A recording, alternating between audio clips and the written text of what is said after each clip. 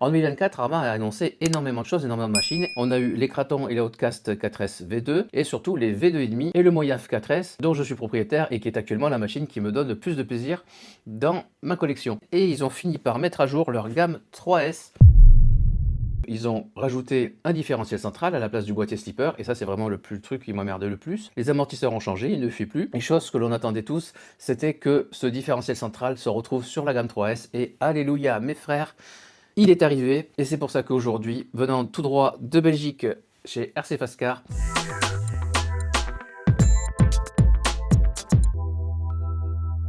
nous avons un exemplaire de la gamme 3S. Les cartons Arma sont toujours aussi discrets, hein, donc heureusement que RC Fastcar prend la peine de les anonymiser avec suremballage au papier craft, parce que, chose que j'aime pas, le carton indique tout ce que l'on a dans le colis. J'ai donc pris un Vortex.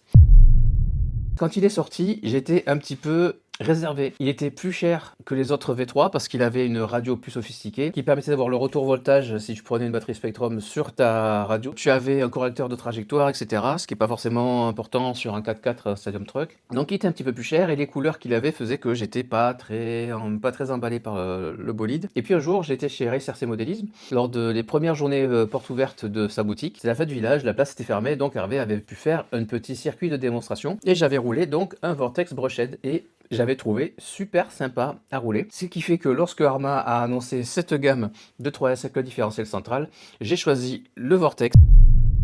3 couleurs pour ce Vortex, un rouge qui n'était pas dispo encore chez RC Fastcar. J'hésitais entre le rouge et vert, ça m'a permis de choisir. Le vert et bleu, je le trouve vraiment superbe. Le rose, c'est non. Donc, le mien est vert. Un petit tableau des vitesses avec une batterie 3S. À 100%, ils te promettent un petit 80 km/h. C'est quand même pas mal du tout, pour peu que ce soit vrai. Un différentiel central. La mauvaise nouvelle, c'est un nouveau combo variateur récepteur 2 en 1. J'aime pas ces trucs-là, donc ça leur fait des économies. Il y a sûrement d'autres choses aussi qui rentrent en ligne de compte. J'aime pas en fait parce que moi j'aime bien les mettre mes machines sur ma radio à moi et pour pas me trimballer une machine par radio. Et rien que ça me fait chier quoi.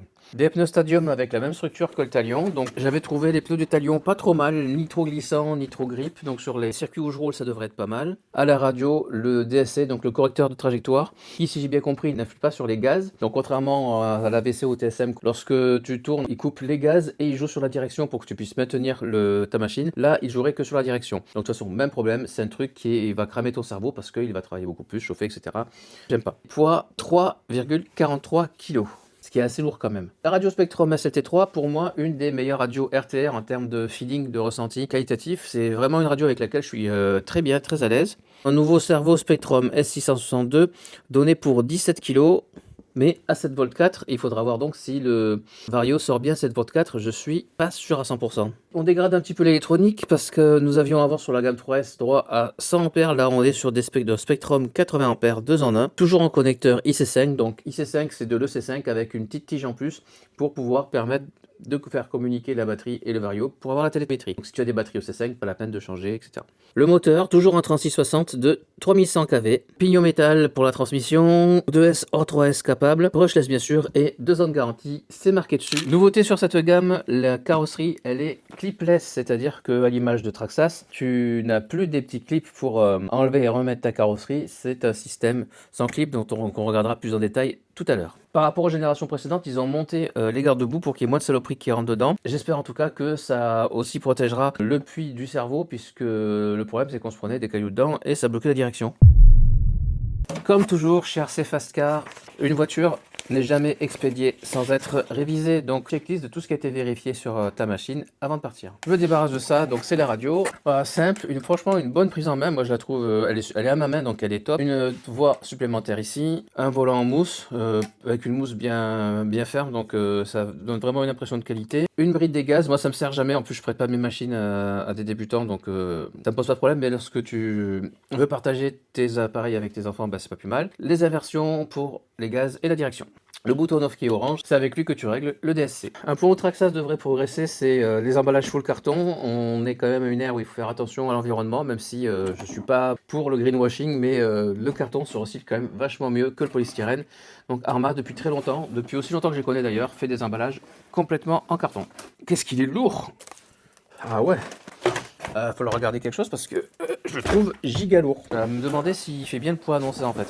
Eh ben non, 3 kg 154, donc c'est pas si lourd que ça, mais j'étais surpris. Peut-être aussi parce que c'est lié au gabarit. J'ai l'habitude des voitures en 8, donc ça me fait tout petit et l'écart de poids m'a semblé disproportionné. Comme d'habitude, on se débarrasse du plus chiant d'abord. Donc, qu'est-ce qui est livré avec? Deux vrais tournevis, donc ça c'est franchement cool. Ce qui est bien, c'est que la forme hexagonale, elle est tout le long du manche en fait. Ce qui fait que si tu commences à user l'extrémité, j'ai pas dit le bout, il te suffit juste de couper ou de limer, et tu repars sur une extrémité, sur un embout neuf. Petit pistolet pour tout ce que peut pas faire les tournevis, donc défaire les roues et autres réglages. Des clips pour la précontrainte des amortisseurs. Et tu as des hexas en 12 mm, parce que les hexagones de roues sont en 14 mm d'origine. Donc pour optimiser la compatibilité avec d'autres roues, d'autres marques de roues, ils te proposent du 12. J'aurais préféré du 17 qui est plus standard, mais bon, c'est toujours mieux que rien, pourquoi pas. Ils t'offrent les 4 piles pour la batterie, c'est toujours ça de prix. Surtout que, oui, en termes de prix d'ailleurs, ce que j'ai oublié de dire, c'est strictement les mêmes prix que les 3S l'année dernière, alors que nous avions des vagues d'augmentation. Là, Arma, au moins, ils ont eu la bonne idée de se dire que sur leur dernière gamme, qu'ils ne montaient plus les prix et que par contre le reste du matos allait évoluer, comme ici le troisième diff, etc. Ils ont leurs défauts, mais ça on peut pas leur enlever. Le QR code sur lequel tu trouveras la vue éclatée de ta machine et l'autre QR code qui t'amène à la page de présentation showroom.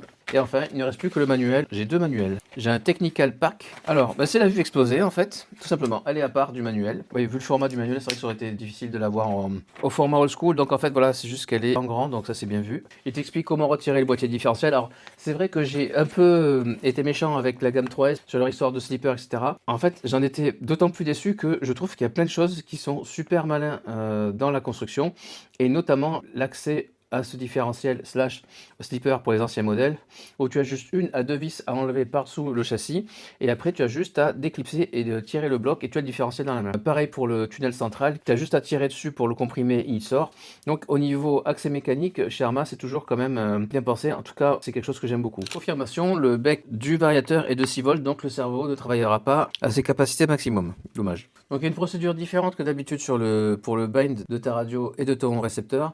Je vais pas te faire la procédure pour ça. Je te mets le lien vers la vidéo de RC Fascar parce qu'il a fait une vidéo très intéressante dessus et ça sert à rien que je te détaille ça ici. Alors malheureusement, je n'arrive pas à trouver quelque chose que je cherchais en particulier. C'était le fait de pouvoir brancher ton propre récepteur et de n'utiliser ce combo que en mode vario. Et visiblement, je n'ai pas l'impression que ce soit prévu. Donc tu es condamné à utiliser la radio d'origine. Si tu veux mettre ta radio à toi, a priori, tu es obligé de changer l'électro, ça fait chier. J'aurais aimé pouvoir faire un bypass de ça. Peut-être que c'est le cas, mais en l'occurrence, ici, il t'explique pas comment le faire. Alors, je comprends pourquoi je l'ai trouvé lourd, parce que tu vois, je le pèse, mon Centon, qui est de base un brochette 4x4 passé brushless, donc avec le slipper à l'ancienne, et je suis à 2,6 kg, il y a 800 grammes d'écart entre les modèles, donc c'est pour ça que je trouvais le Vortex spécialement lourd. Putain, quel talent. Découverte de la machine, donc première étape, analyser le talent. Ouais, c'est extrêmement fluide, la machine est bien équilibrée. Je sens un gros potentiel dans ce Vortex. Donc, la mousse souple, ça fait pchit. Par contre, la gomme, elle a l'air assez dure, donc ça met en confiance pour la durée de vie. Là, j'ai pas vu les specs des huiles, mais ça a l'air un petit peu plus raide que d'habitude. Il se pose légèrement plus bas sur l'arrière. Par contre, il est plus souple devant et un peu plus dur derrière. Les cardans télescopiques en plastique, c'est une solution que j'aime bien. C'est l'occasion justement de se faire une idée sur la fiabilité. À savoir qu'a priori, je ne vais pas faire de bâche avec cette machine, je vais la rouler sur piste puisque je ne fais quasiment que ça. Et accessoirement, j'ai pas de terrain de bâche. Cette couleur, elle est vraiment splendide, franchement. Autant ils ont fait des choix discutables en termes de couleur sur la nouvelle gamme, autant celui-là, je le trouve extrêmement réussi. Alors, voyons voir cette carreau, comment elle s'ouvre. Ici, j'ai un clip là qui bascule comme ça, l'autre qui bascule. Ah ok, c'est le bouton au centre. Là, tu appuies sur le bouton, ici tu appuies et ça vient à l'avant facilement, et à l'arrière c'est... Ouais, faut appuyer bien quand même, mais ça se fait. C'est à base de ressorts.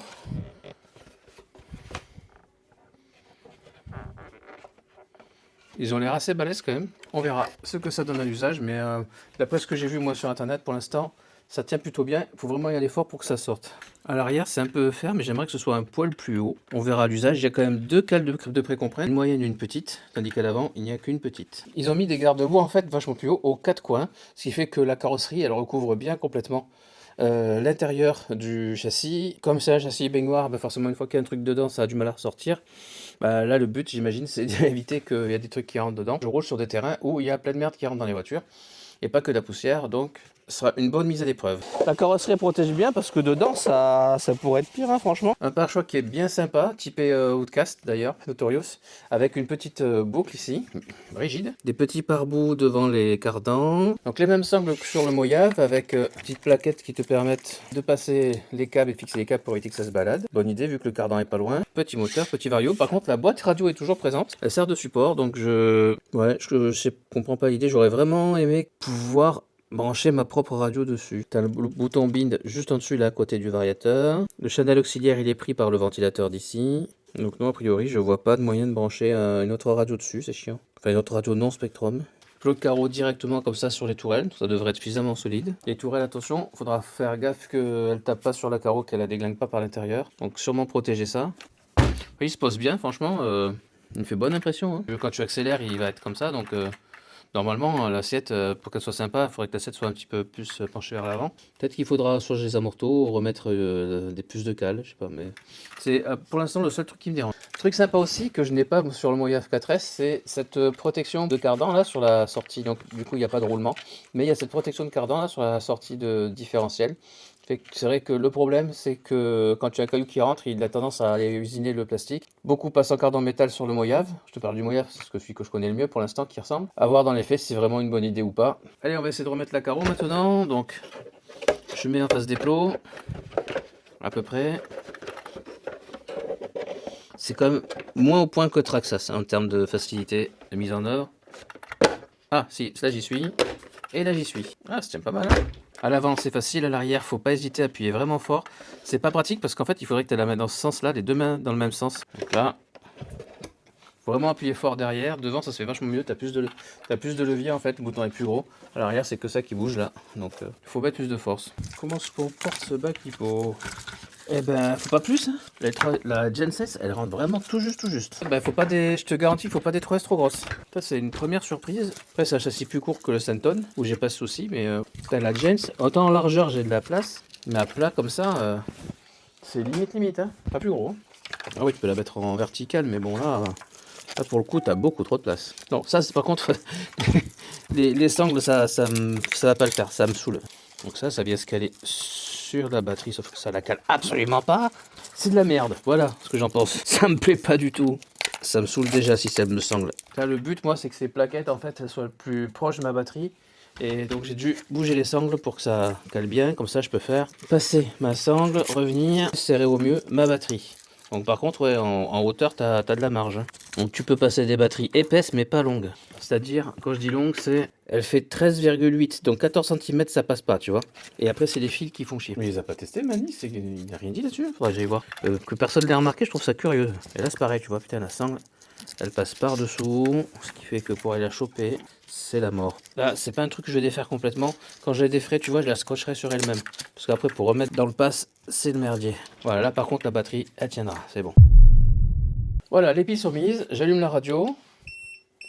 Alors ça, c'est un truc chiant, c'est que autant avant, tu vois, il fallait vraiment aller chercher le bouton loin et tu risquais pas de l'allumer en la posant. Là, tu as juste un clic à faire et elle s'est allumée.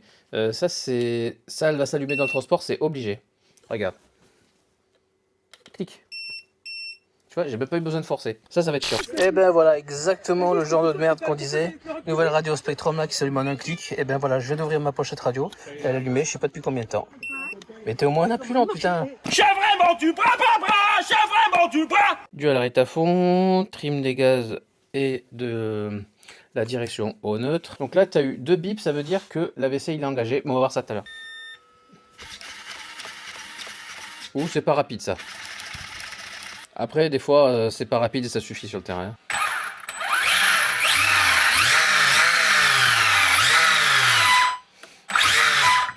Le frein est pas violent, ça m'a l'air suffisant quand même. La voiture est pas trop bruyante, la transmission fait pas trop de bruit, alors que pourtant on est full métal. Donc ça c'est chouette aussi parce que Armand 6S c'était vraiment bruyant. Et même le Senton avec le slipper option métal fait plus de bruit que ça. On va voir le cerveau ce qu'il donne par terre. C'est là que j'ai un peu peur. Je m'attendais à pire. Honnêtement je m'attendais à ce qu'il reste sur place. Ça le fera. Tu tournes le volant à fond vers là et tu allumes la radio. 2 bips, il est au premier niveau de DSC. Tu rappuies sur le bouton derrière.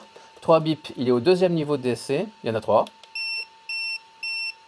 4 bips, quatrième niveau de DSC. Premier bip, 0, pas de DSC. Donc là tu vois, bouge la machine, les roues bougent pas. Et je remets le DSC pour te montrer comment ça marche. Là tu vois ce qui se passe. Tu entends le cerveau qui bouge. La direction compense. Bon bah écoute, à part la précontrainte des suspensions à l'arrière et la galère pour rentrer une batterie 3S, il n'y a rien qui me choque et au contraire, il n'y a que des trucs qui me plaisent. J'ai vraiment hâte de l'essayer. Pour le centrer, tu mets le nez juste derrière le pare-choc et tu es en face. Ça se fait bien finalement. Voilà, c'est tout pour la présentation, l'unbox de ce Vortex 3S V4 ou 223S comme il l'appelle. Si cette vidéo t'a plu, n'hésite pas à mettre un pouce, à t'abonner. Si tu as des questions, si tu as des précisions à apporter à cette machine, n'oublie pas de le mettre en l'espace commentaire, c'est là pour ça. Quant à moi, je te dis ciao ciao.